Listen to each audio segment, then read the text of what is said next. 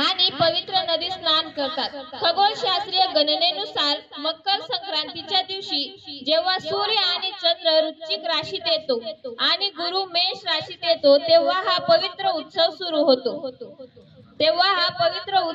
होतो। हा काळ आध्यात्मिक शुद्धी आणि आत्मज्ञानासाठी शुभ असा काळ मानला जातो।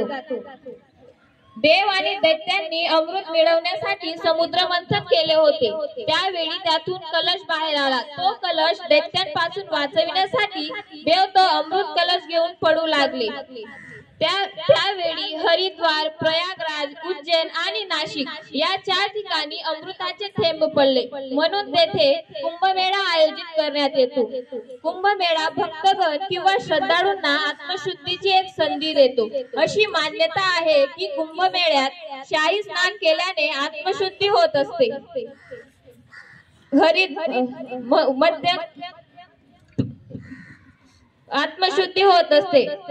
उत्तराखंडामध्ये हरिद्वार येथे गंगा नदीच्या काठावर, उत्तर प्रदेशात प्रयागराज येथे गंगा, यमुना आणि पौराणिक सरस्वती या नद्यांच्या संगमावर, मध्य प्रदेशात उज्जैन येथे शिप्रा नदीच्या काठावर आणि आपल्या महाराष्ट्रात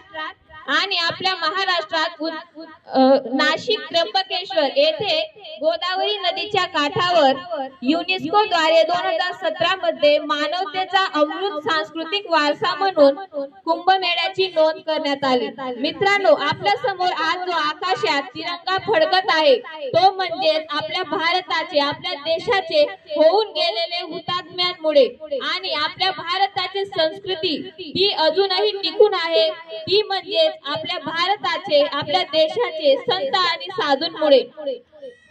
आपल्या